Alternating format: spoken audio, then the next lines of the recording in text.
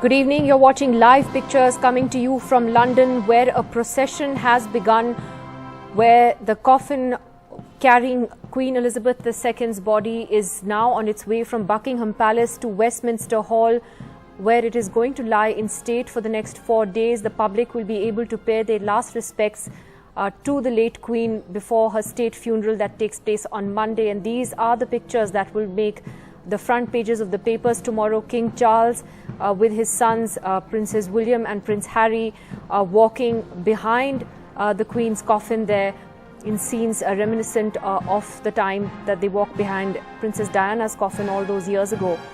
This procession has just started a few minutes ago, and it will take about another 30 minutes to 35 minutes to reach Westminster Hall, where, as I said, the coffin will lie in state for the next few days. You can see thousands of people have lined up to pay their respects and to say goodbye in central London. These queues are running for miles. People have had to spend several hours waiting to get in line, and they will continue to do so over the next few days. My colleague Radhika Iyer is reporting live from London. And Radhika, of course, you can see that no one quite does ceremony the way the Brits do it. Take us through what is expected now. Well, what a life the Queen had. At the age of 96, she passed peacefully at Balmoral, and what a send-off it's going to be. This is a procession that has just begun at 2:22 local time, and it takes this is under 2 miles, the journey from Buckingham Palace all the way to Westminster Hall. Let me show you scenes as I talk through these pictures that you're seeing both on your screen as well as from my relay, which shows thousands of people just waiting on Whitehall, where I am at the moment. This is the heart of the route. This is the second street just after the mall, where the procession will walk, will go through and reach all the way to Westminster Hall. Now, Westminster Hall is just across Westminster Abbey, a historic church where the Queen to Prince Philip, and she will be there for the final funeral, the state funeral, which will happen on the 19th of September. Until the next 4 days, over the next 4 days at Westminster Hall, where the Queen will lie in state, people will be allowed to pay their last respects. It is expected that a queue of up to 5 miles could run for people who are coming from various parts of the United Kingdom to pay their respects one last time to the Queen, who served them for 70 years during her reign. King Charles is, of course, leading the procession from just behind the coffin which is being carried, and his sons, Prince William as well as Harry, are at the moment just behind him. And like you said, Nidhi, just like how it was 25 years ago when Princess Diana died and the boys had to unfortunately become familiar with this exercise. This state funeral is going to be a global event, something that the send-off is expected to be something that people will remember for a long time, like they will with the Queen and the memories of her at public events. Over 100 state of heads are expected to attend this event. Invites have gone out to various countries, all nations from the United Kingdom, except Russia, Belarus, and some other nations which the UK doesn't share diplomatic ties with. Joe Biden will be here from the United States, along with his First Lady and many other state leaders, presidents of various nations. The European Council, France, will also be attending this funeral on 19th of September, Monday. The capacity of that hall itself is 2,000. The President of India, Draupadi Murmu, in fact, the government has confirmed today she will be representing India at the Queen's state funeral on Monday. So President Murmu is going on India's behalf for the state funeral, where leaders from all over the world are expected to come on this coming Monday. And just to give you all a sense of this ceremony and this procession that's taking place, there are about 1,000 members of the armed forces that are taking part in this as well. They're wearing their ceremonial dress.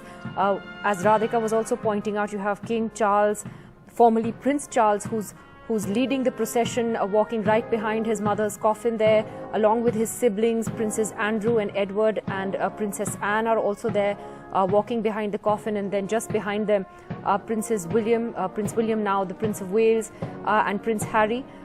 the Duke of Sussex also walking in that procession. Their wives, the Queen Consort Camilla, the Princess of Wales, Kate Middleton, and the Duchess of Sussex, Meghan Markle, they have all travelled by car to Westminster Hall. So they're not part of this procession. And as Radhika was pointing out, just the sheer number of people that have lined the streets of London to watch this procession is mind-boggling. There are hundreds of thousands of people who have lined up for this today. And over the next few days, authorities in London expect there to be similar massive crowds as people line up to pay their last respects at Westminster Hall. Radhika, coming back to you, on this, what then happens over the next few days? Is it the coffin lies in state, people come and pay their respects, but what is the king going to be doing at this time?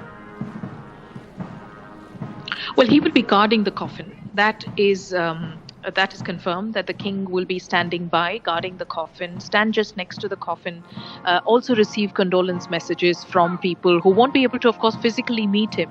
But he has been meeting people just outside palaces, wherever he's traveled to, whether Ireland or Buckingham Palace or Edinburgh.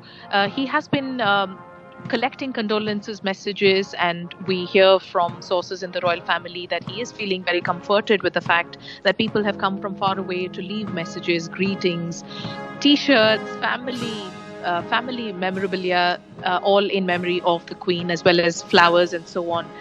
There are several people I have been chatting with over the last few hours. Many have come from various parts of the United Kingdom, and they're all hoping to, of course, pay their last respects. But the sheer attendance goes to show how much respect and love and fondness they had for the Queen. A lady who didn't want to be on camera by name Sally, she's a 76-year-old from Sussex, who has travelled here on train by herself. Is here because she feels that the Queen is somebody that she emulated during her life, because the Queen apparently gave her messages of stability. And in her personal life, whenever she went through ups and downs, she would always think of how the Queen would deal with it, and she dealt with it personally. So this, for many, is like a personal loss. Now, what's going to happen over the next couple of 4 days, actually, Nidhi, is that while the coffin is at Westminster Hall, which is again a very historic location in central London, people will be allowed to physically queue outside. Only a little bag is allowed. They are not allowed to either camp or stay in London. In fact, sleepers, gazebos, marquees are not allowed. So they will be actually standing through the night waiting for their chance to go into Westminster Hall.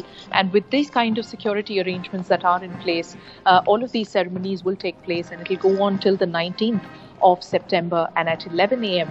on the 19th, the final state funeral will begin. Right. In fact, just some other interesting details, about this procession.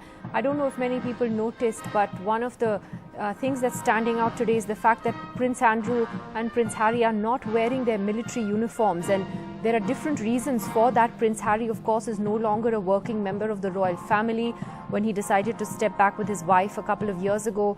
And earlier today, his spokesperson said that his decade of military service is not determined by the uniform he wears, because the British newspapers were going to town with that headline, with the fact that he was not being given special permission to wear his military uniform.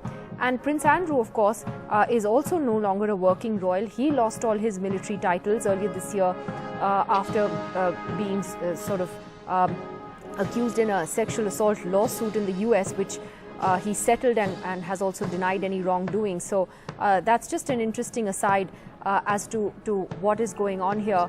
Radhika, an interesting thing you said is that one of the people you spoke to, one of the mourners, 76 years old, which means that she was 5 years old, around 5 years old when the Queen became Queen. So for a lot of people, she's the only monarch that they have known. That's true. For many people I met just outside Buckingham Palace, the only monarch they have seen in their lifetime is Queen Elizabeth II. Many people, of course, said, there was one gentleman who mentioned to me that she's almost as if my mother has gone. For many, she is a grandmother figure. A lot of people shared those kind of lovely messages around how her sense of duty, her sense of service was unwavering. For many who are familiar with London, there are a few lines or one-liners in London which are very popular, and one of them is "keep calm and carry on." It comes from the Buckingham Palace. It comes because the Queen, according to many, just kept carrying on with her duty despite challenges. And we know that the royal family has had several instances of controversy through the last several years, but the Queen just kept carried on her duty. And so you see the sheer turnout of people, and I'm unable to interrupt them at the moment because they're waiting in procession, and we're not allowed to interrupt or ask questions. But I've been chatting with so many, and some of the statements are quite heartening to hear, given people here in Britain have had that kind of affection and love for the royal family. And over the last couple of years, or maybe 3 years, that connection has improved. And somebody actually told me that the Queen probably increased the likability factor towards the royal family during her reign.